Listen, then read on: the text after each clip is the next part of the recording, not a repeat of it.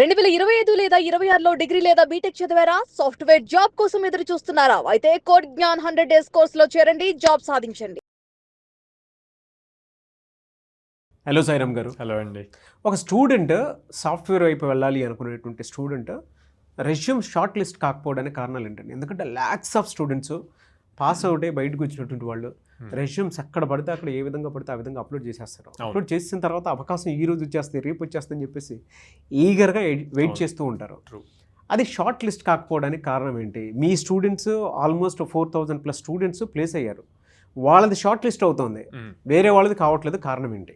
మా దాంట్లో కూడా చాలా మంది షార్ట్ లిస్ట్ అవ్వండి. ఎందుకు అంటే ఫస్ట్ మా దగ్గర జాయిన్ అయిన 40-50 డేస్ సార్ వాళ్ళు అంతే చెప్తారులే అని. ఎప్పుడైతే ప్లేస్ అయిన స్టూడెంట్స్ వచ్చి రివ్యూస్ ఇస్తూ ఉంటారో అప్పుడు రియలైజ్ అవుతారనమాట, అవునరా నిజమే మనకు రావట్లేదు కదా, వాళ్ళకి వస్తున్నాయి కదా అని. సో ఎవరికైనా ఎక్స్పీరియన్స్ అన్నది ఇంపార్టెంట్ అండి. ఎవరికైనా ఉంటుంది, అరే వాళ్ళు అంతే చెప్తారులే అన్న చిన్న ఈగో ఇవన్నీ ఉంటాయి అన్నమాట. కానీ ఒక్కసారి ఎక్స్పీరియన్స్ ఫేస్ చేశారు అంటే కనుక అప్పుడు మనం చెప్పిన పాయింట్స్ తీసుకొని వింటారు. సో ఇక్కడ నేను ప్రతి స్టూడెంట్కి చెప్పేది ఏంటంటే, ప్రతిదానికి కామన్ రెజ్యూమ్ పెడతారండి. అలా పెట్టకూడదు. మీరు ఫర్ సపోజ్ పైథాన్ ఫుల్ స్టాక్లో ఎక్స్పర్ట్, పైథాన్ ఫుల్ స్టాక్ అన్నప్పుడు మీకు పైథాన్ వచ్చు, ఫ్రంట్ ఎండ్ వచ్చు, అండ్ డేటాబేసెస్ వచ్చు, అండ్ ప్రాజెక్ట్ డిప్లాయ్మెంట్కి క్లౌడ్ వీటిని నేర్చుకొని ఉంటారు. అంటే ఆల్మోస్ట్ మీకు 4 మేజర్ స్కిల్స్ వచ్చు అనమాట. సో 4 మేజర్ స్కిల్స్ వచ్చినప్పుడు ప్రతి కంపెనీకి ఫుల్ స్టాక్ డెవలపర్స్ కావాలా అంటే ప్రతి కంపెనీకి అవసరం ఉండదు. కొంతమందికి ఫ్రంట్ ఎండ్ డెవలపర్స్ కావాలి, కొంతమందికి డేటాబేస్ డెవలపర్స్ కావాలి, కొంతమందికి క్లౌడ్ రిలేటెడ్ డెవలపర్స్ కావాలి, ఇట్లాగా ఉంటుంది అన్నమాట. సో అందుకే అక్కడ వాళ్ళు ఇచ్చిన జాబ్ డిస్క్రిప్షన్ని బేస్ చేసుకొని ఆ జాబ్ స్కిల్స్ మ్యాచ్ అయ్యేట్లు ప్రతి రెజ్యూమ్ని మీరు మాడిఫై చేసి జాబ్ డిస్క్రిప్షన్ బేస్ చేసి మీరు అప్లోడ్ చేస్తూ ఉండాలి. చాలామంది స్టూడెంట్స్ చేసేది ఏంటంటే సింగిల్ రెజ్యూమ్ని అప్లోడ్ చేస్తారు. దీని బెస్ట్ ఎగ్జాంపుల్ రీసెంట్ పాస్అవుట్స్ కనుక తీసుకుంటే, ఈ వీడియో ఎవరైనా స్టూడెంట్స్ కానీ చూస్తున్నా లేదా పేరెంట్స్ చూస్తుంటే వాళ్ళ పిల్లల్ని అడిగితే ఖచ్చితంగా మ్యాచ్ అవుతుంది. ఏంటి అంటే వాళ్ళ కాలేజెస్లో ఎప్పుడు కూడా final year projects latest technologies మీద చేపిస్తారండి. ఇప్పుడు మనం ఏదైతే జనరేటివ్ ఏఐ అని మాట్లాడుకుంటున్నామో, డేటా సైన్స్ అని మాట్లాడుకుంటున్నామో, బ్లాక్ చైన్, ఇట్లా లేటెస్ట్ టెక్నాలజీస్ ఏవైతే ఉన్నాయో వాటి మీద చేపిస్తారనమాట. కానీ ఇక్కడ బయటకు వచ్చి పిల్లలు జాబ్స్ అప్లై చేసే అన్నీ కూడా ఫుల్ స్టాక్ అప్లికేషన్స్ లేకపోతే బ్యాక్ ఎండ్ డెవలపర్ ఇట్లా ఉంటాయి.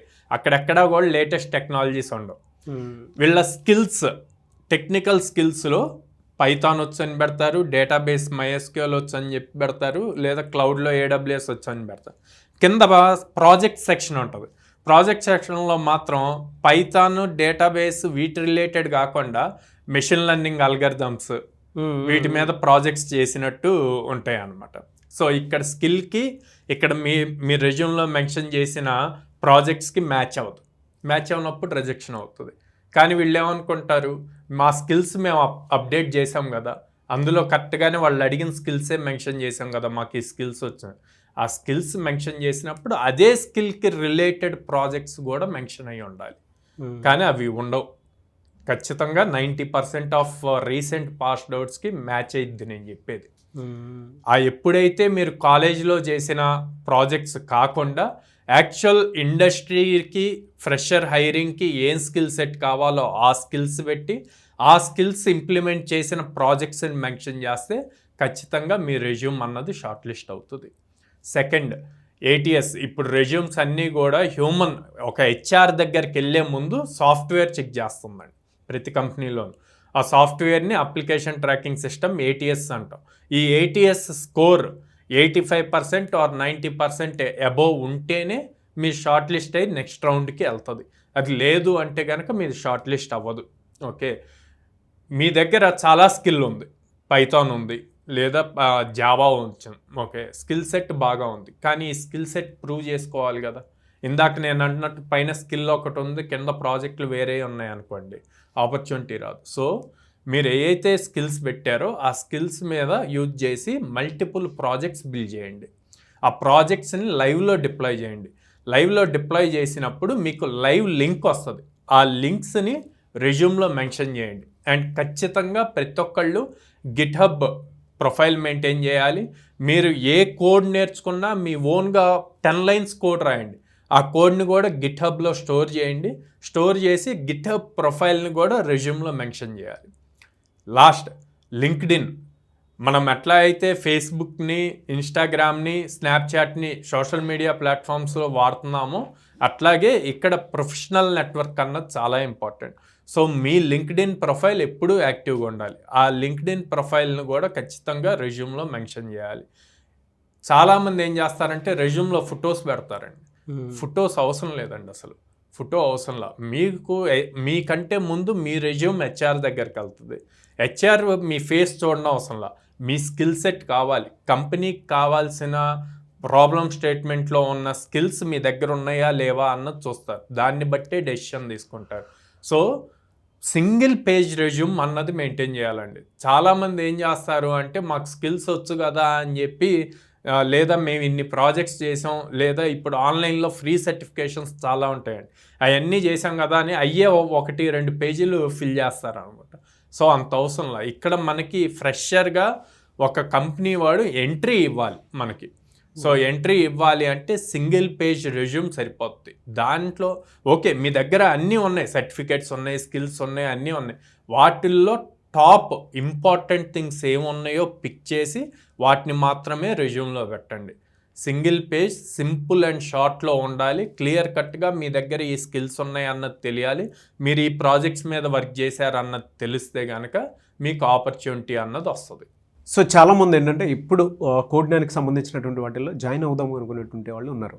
సార్ పేరెంట్స్, స్టూడెంట్స్ కోడ్9 వైపు వచ్చి ఇంత మంచి ఆపర్చునిటీ క్రియేట్ చేస్తున్నందుకు జాయిన్ అవ్వాలి అనుకునేటువంటి వాళ్ళు ఉన్నారు. వాళ్ళకి మీరు ఎలాంటి అవకాశాలు కల్పిస్తున్నారు? సో కోడ్9ని ట్రస్ట్ చేసి వచ్చిన ప్రతి స్టూడెంట్ 100% ఎఫర్ట్ పెట్టి మేమిచ్చిన టాస్క్స్ అవి ప్రాపర్గా ఈ 100 వర్కింగ్ డేస్ ఏం జరుగుతుందో అది కనుక చేస్తే ప్రతి స్టూడెంట్కి మినిమం 100 ఆపర్చునిటీస్ అన్నవి ఇస్తామండి. సో వీళ్ళకి ఫ్రెషర్ పీరియడ్ ఉంటుంది, లైక్ 2 years ఉంటుంది పాస్ అవుట్ అయిన దగ్గర నుంచి. ఈ ఫ్రెషర్ టైంలో వాళ్ళు ప్రాపర్గా అప్స్కిల్ అయ్యి మనం ఇచ్చిన ఆపర్చునిటీస్ని కనుక యూజ్ చేసుకుంటే జాబ్ అన్నది ప్రాపర్గా క్రాక్ చేయగలుగుతారు. ఓకే, 800+ కంపెనీస్తో అసోసియేట్ అయ్యి ఉండటం వల్ల బయట అందరూ మార్కెట్లో జాబ్స్ లేవు అన్న టైంలో కూడా ఎవ్రీ మంత్ మినిమం 35 to 40 మెంబర్స్ని ప్లేస్ చేస్తూ వస్తున్నాం. ఇప్పటి వరకు 2026లో 200+ స్టూడెంట్స్ ప్లేస్ అయ్యారు. అండ్ ఓవరాల్గా 4200+ స్టూడెంట్స్ ప్లేస్ అయ్యారండి. అండ్ గర్ల్ స్టూడెంట్స్ ఉంటారు, పేరెంట్స్ బాగా ఆలోచిస్తూ ఉంటారు వీళ్ళని ఎక్కడికి పంపించాలి, సిటీస్కి అది పంపించి ఎలా ఉంచాలి అన్న. సో వాళ్ళకి ఆ టెన్షన్ లేకుండా సెక్యూరిటీ పరంగా ఉండటం కోసం విజయవాడ క్యాంపస్లో విత్ ఇన్ ద క్యాంపస్సే హాస్టల్ ఉందండి. అండ్ ఎక్కువ మంది స్టూడెంట్స్ బిలో మిడిల్ క్లాస్ నుంచి, ఫార్మర్ బ్యాక్గ్రౌండ్ నుంచి ఉంటారు కాబట్టి వాళ్ళకి ఫీజు అన్నది బర్డెన్ అవ్వకుండా ఉండటానికి నో కాస్ట్ ఈఎంఐతో 0 డౌన్ పేమెంట్తో ఫీజు ఆప్షన్ ఉందండి. వీళ్ళు 6 months కానీ 8 months కానీ 10 months కానీ చూజ్ చేసుకొని ఫీజు పే చేయొచ్చు. సో ఇవన్నీ కూడా ప్రొవైడ్ చేస్తాం. డెఫినెట్లీ అండి. Thank you so much Sairam గారు. థ్యాంక్ యూ అండి.